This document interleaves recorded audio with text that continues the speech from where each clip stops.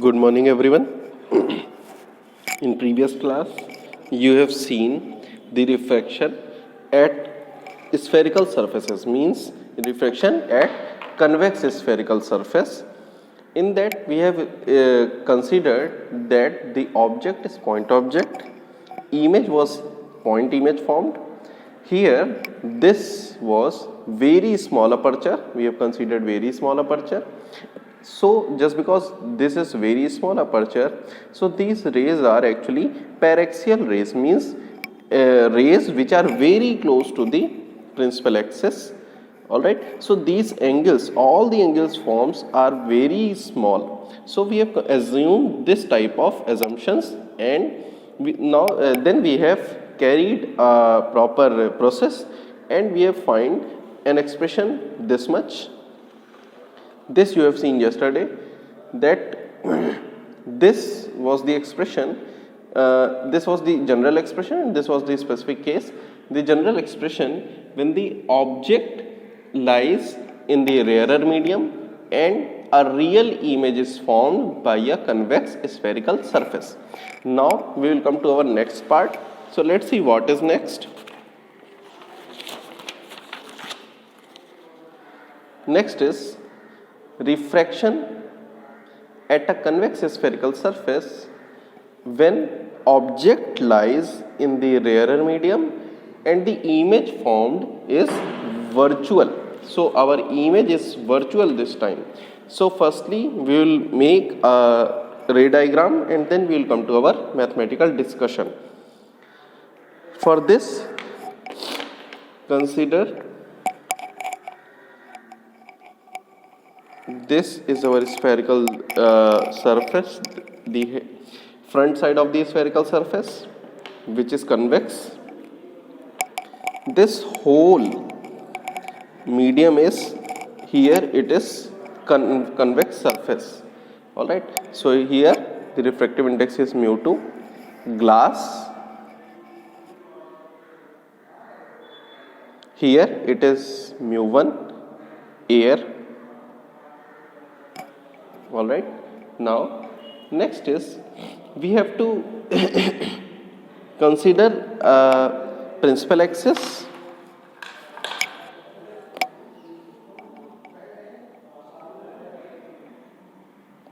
This is our principal axis. Make this dotted.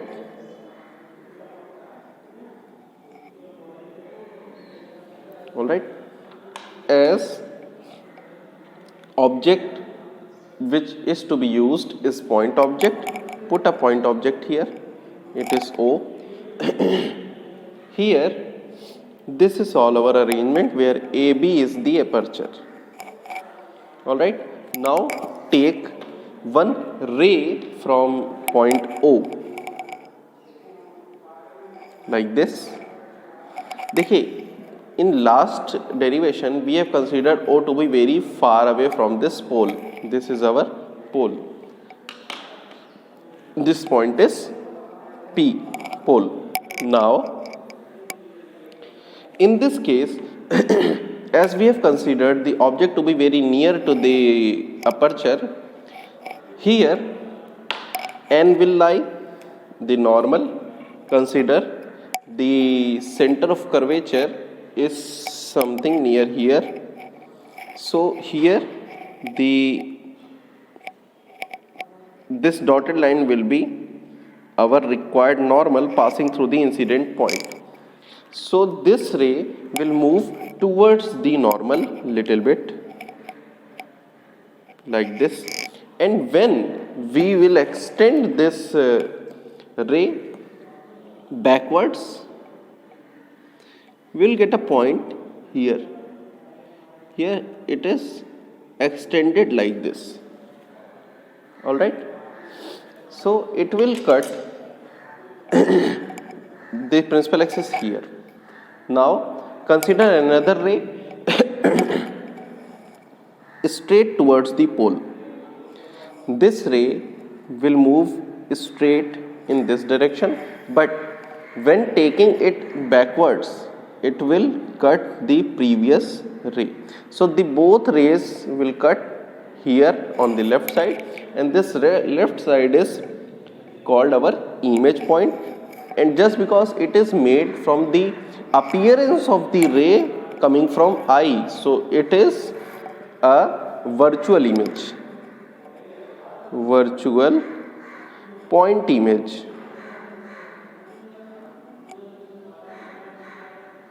All right, and O is point object. So this is all about our image formation. Now for mathematical expression. Firstly, name all these angles and points.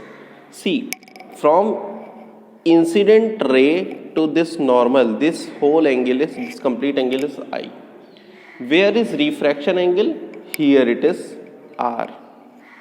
All right. Now this angle C, which was considered previously as gamma, object triangle में object वाली जो body है, it is this ray is making alpha angle and this ray is making beta angle. Consider the radius of curvature to be r. The object distance from the pole, it is u, sorry, it is here only, and the image distance to be v. All right, so this is our complete image formation. Now for our calculation we are going to add something here. All right, so consider this point as n, जहाँ incident हुई it is n. All right, so Cn is our normal. Now make a perpendicular from n towards the principal axis. This I am going to write M. This point is M. Perpendicular drawn from, draw NM perpendicular to principal axis. ठीक है. So again I am writing. देखिए मैंने previous जो बताया है ये एकदम ही same है, तो मैं बहुत टाइम नहीं वेस्ट करूंगा. I will write it directly. Triangle NOC will give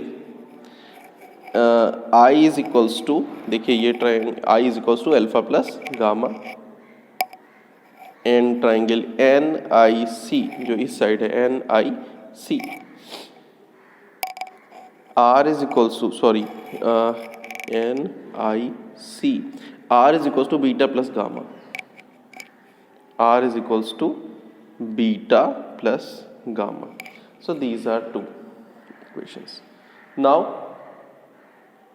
next one, again alpha को क्या लिख सकते हैं? We can take tan alpha because alpha, beta and gamma are very small angles.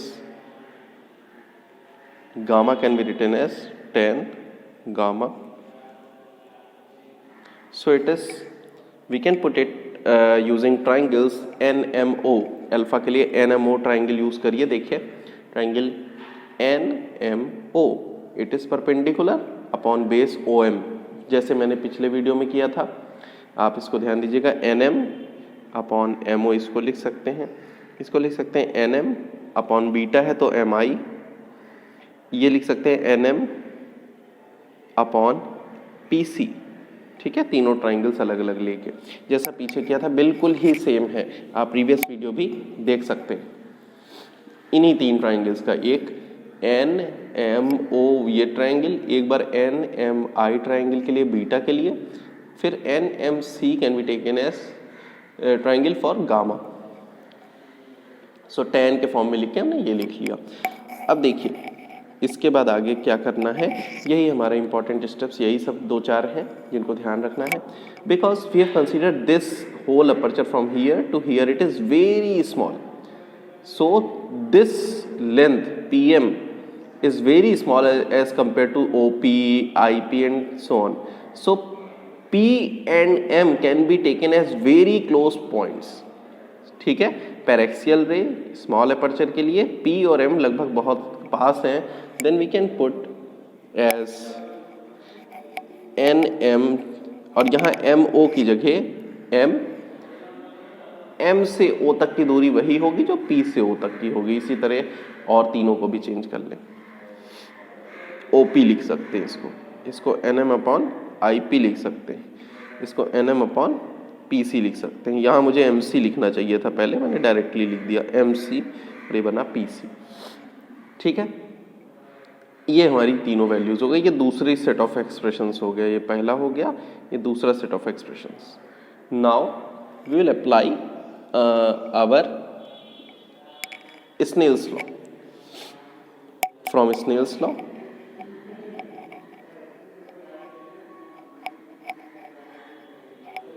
μ1 sin I is equals to μ2 sin R।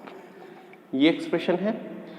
μ1, अब चूंकि I is very small, so I can be equivalent to sin I and R can be equivalent to sin R because I and R are very small because we have considered the paraxial rays। ये आपको लिखना पड़ेगा यहाँ पे एक line, because paraxial rays considered। ठीक है, तो ये बन गया μ1 I μ2 R। Put these value, μ1 I के लिए μ1 alpha plus gamma, μ2 beta plus gamma. ठीक है, now put the values of alpha, beta, gamma from here and we will get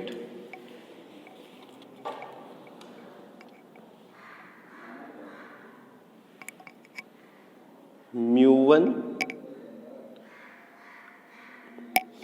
alpha की जगह NM/OP प्लस गामा की जगह NM/PC is equals to μ2 NM/IP plus NM/PC।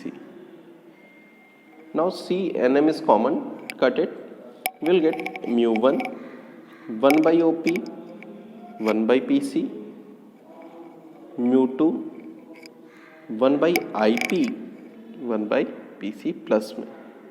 Now take PC on one side, μ1/OP minus μ2/IP is equals to μ2 minus μ1/PC। So put the values of OP, IP। देखिए OP और IP image और object दोनों same side है, दोनों minus में रखे जाएंगे। μ1 by minus U minus of μ2 by minus V is equals to μ2 minus μ1 by R is positive। अब देखो ये माइनस माइनस प्लस हो जाएगा, V को इधर ले लो प्लस वाले को, माइनस को इधर कर दो। So it is μ2 by V minus μ1 by U is equals to μ2 minus μ1 by R। The expression is same as the previous one।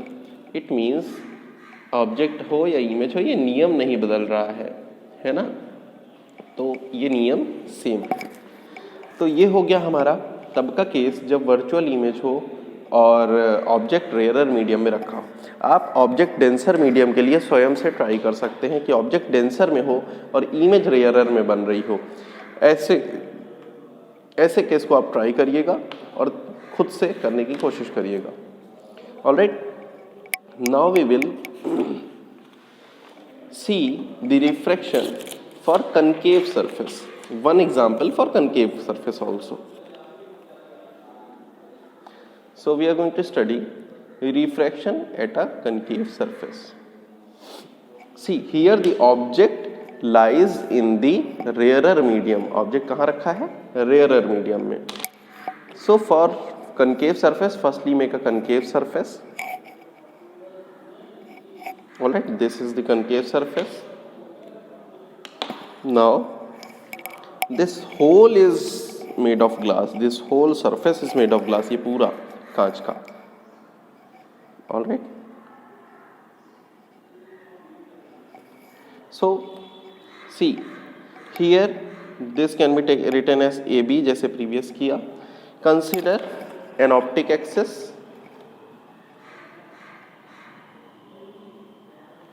Principal axis जिसको हम ऑप्टिक एक्सिस कहते हैं। आप यहाँ डॉटेड भी बना सकते हैं, चाहे जैसे बनाएं, बस याद रखिएगा this one is principal axis now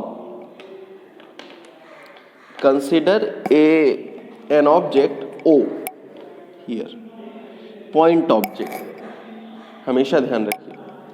मान लीजिए ये ऑब्जेक्ट इंसिडेंट हुआ ऐसे, ठीक है, ये इंसिडेंट हुआ। अब आप ये देख पा रहे हैं कि ये कर्व्ड सरफेस है, तो इसका कर्व्ड सरफेस का सेंटर ऑफ कर्वेचर यहाँ कहीं होगा। मान लीजिए यहाँ है, ठीक है, ये यहाँ पे मान लिया C, तो यहाँ से इस पॉइंट को जोड़ेंगे तो इट इज रेडियस, और रेडियस के अलॉन्ग ये क्या होता है, नॉर्मल, है ना, रेडियस के अलॉन्ग 90 डिग्री पे नॉर्मल होता है।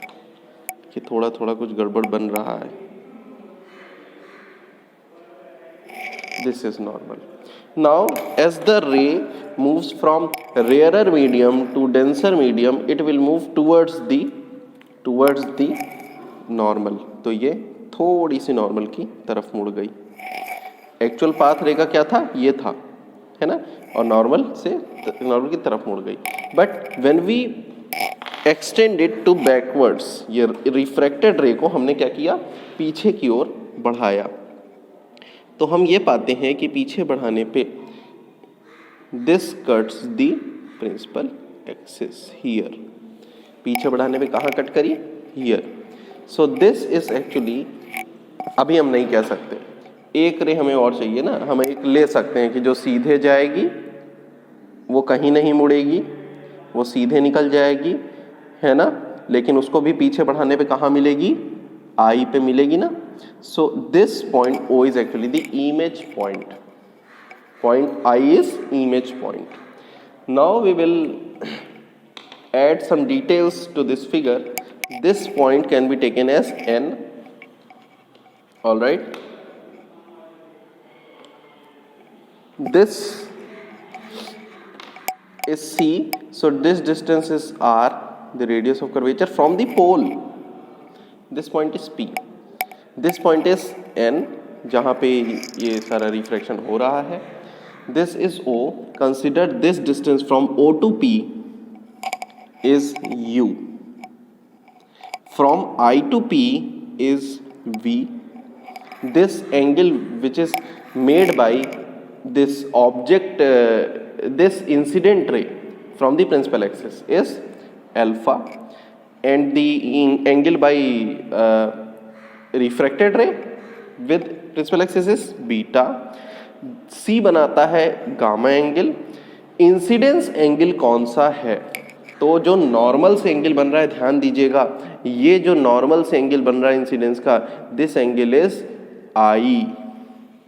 Refraction angle this angle is R, ठीक है। और अगर ये एंगल R है तो ये जो छोटा सा एंगल आप देख रहे हैं ना, ये जो डॉटेड वाली लाइन और इसके बीच में, this angle is also R। पूरा बड़ा एंगल इंसिडेंस ये वाली रे और नॉर्मल के बीच में है I, और जो छोटा सा एंगल जो आप देख रहे हैं जिसको मैंने डार्कन किया है, ये है R, ठीक है। अब देखिए यहाँ पे हम आगे बात करते हैं। सबसे पहले ड्रॉ अ परपेंडिकुलर, जैसे हमने पहले किया, here NM। Now come to the solution. वही चीज करना होता है हमको इन ट्राइंगल NOC।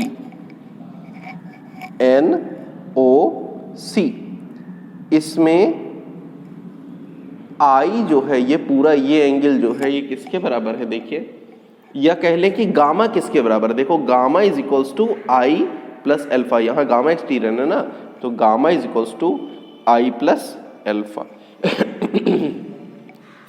यहाँ से हम I के लिए लिख सकते हैं gamma minus alpha. Similarly triangle NIC,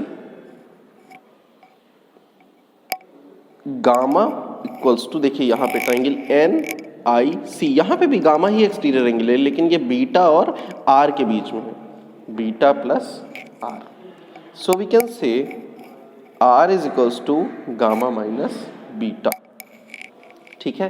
तो ये हमारा हो गया, ये दोनों हमारी फर्स्ट इक्वेशन सेट हो गया। सेकंड, हमें अल्फा बीटा गामा के बारे में मैं जल्दी से करता हूँ। Alpha is equals to tan alpha हम लिख सकते हैं, beta is equals to tan beta, gamma is equals to tan gamma. All right, so it is equals, can be written as, these three things can be written as nm upon om, nm upon im लिख सकते हैं। Image वाले triangle के लिए आप खुद से देखना, मैंने 2 बार अलग अलग प्रूवमेंट्स में दिखा दिया। It can be written as cm. So now this can be change to op, ip and pc, है ना, nm upon op, nm upon IP, nm upon PC। यहाँ से आप देख भी सकते हैं, चाहे यहाँ से यहाँ तक की दूरी, मतलब ये दूरी बहुत छोटी, कर्वेचर बहुत छोटा लेने पे this distance is very small, तो जितनी C से P तक की दूरी होगी उतनी ही C से M तक की मान सकते हैं। I से M तक की जितनी दूरी होगी वही I से P तक की दूरी होगी। और बस यही है। अब आप देखिए इसको क्या करिए, ये 3 इक्वेशन सेट और तैयार हो गए जैसा हमने पिछली बार किया था। Now from Snell's law, μ1 sin I, μ2 sin R,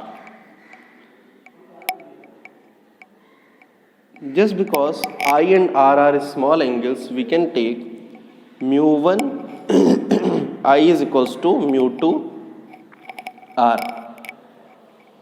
All right, so we can write μ1, अब I और R यहाँ से हमने रख दिया, I gamma minus alpha is equals to μ2, R की जगह gamma minus beta. Now put the values of alpha, beta and gamma. So μ1 nm upon pc minus alpha की जगह nm upon op is equals to μ2 nm upon pc minus nm upon ip। ठीक है, अब इन सभी की values हम रखेंगे, nm को हटा देंगे बिकॉज nm इज कॉमन। ये सभी ऑब्जेक्ट डिस्टेंस, इमेज डिस्टेंसेस ही हैं। And we have seen that object, जहां ऑब्जेक्ट डिस्टेंस है, object distance is in this direction, image distance भी इधर है, आर भी इधर है, तीनों माइनस में लेंगे।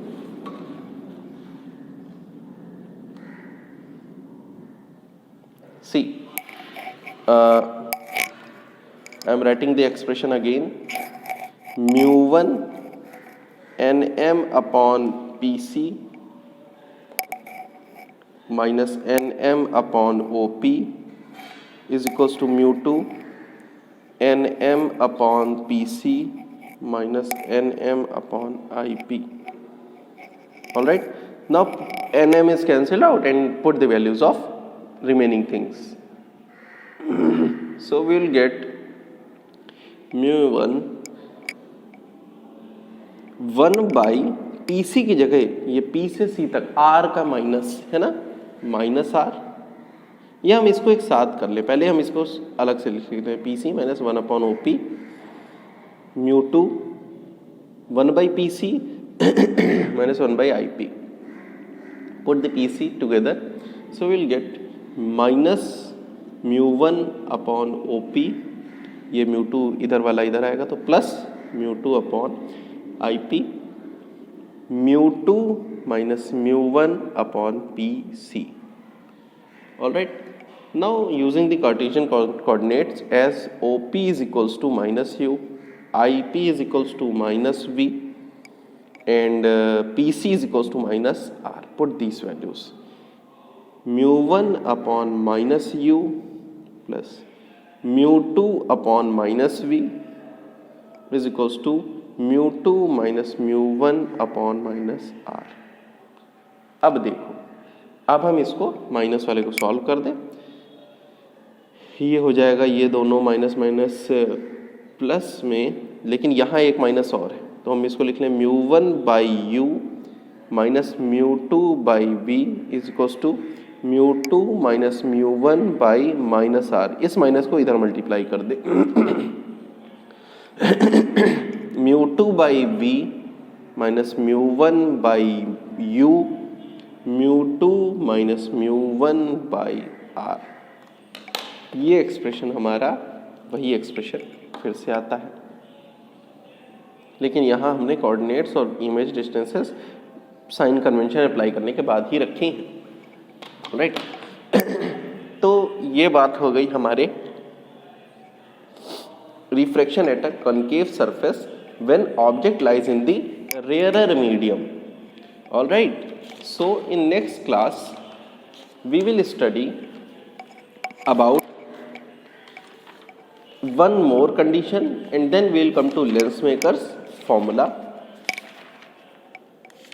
and then we will study about some other miscellaneous topics like linear magnification and some numericals based on this topic. All right, thank you.